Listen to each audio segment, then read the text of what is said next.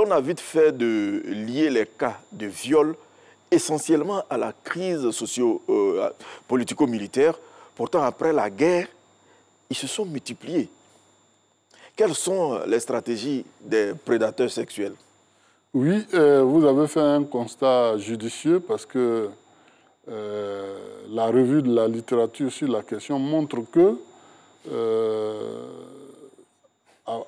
pendant la guerre, on a enregistré beaucoup de cas de viol et on pensait qu'avec la fin de la crise, il n'y allait plus avoir des cas de viol ou il allait en avoir très peu. Mais on constate que la situation n'a pas changé.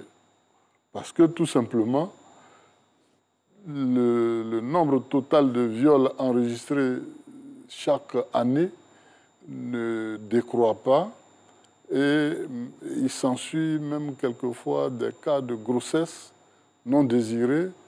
Et puis là, on parle aussi quelquefois de décès. Donc la situation empire. Ce qui veut dire que la crise sociopolitique, la guerre n'est pas le seul facteur favorisant les viols. C'est aussi la société elle-même qui contient les germes des viols et des mauvaises pratiques sexuelles. On a longuement parlé des adolescents contre d'autres adolescents. Il y a ceux que vous avez qualifiés de prédateurs sexuels. J'imagine qu'il s'agit des adultes. Quelle est leur stratégie?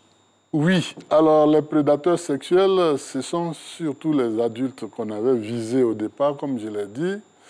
Mais les récentes études nous montrent que les prédateurs sexuels se recrutent aussi dans le milieu des adolescents. Leur stratégie repose sur plusieurs leviers, mais les plus importants, il y a d'abord la gentillesse. C'est-à-dire, ils rendent beaucoup service à leurs futures victimes. Ce sont des pièges qu'ils tendent en réalité, parce qu'ils sont des prédateurs. Donc, ils mettent en place des stratégies pour pouvoir capter leur proie.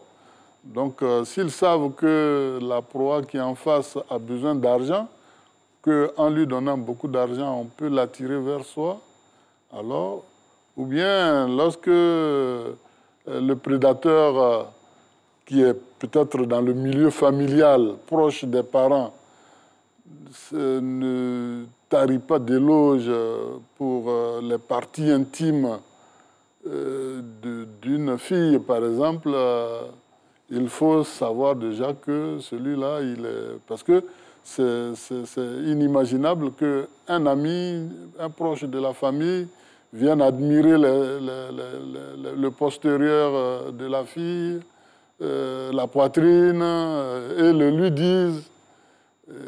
En ce moment-là, il faut se méfier. Méfier. Voilà. Viol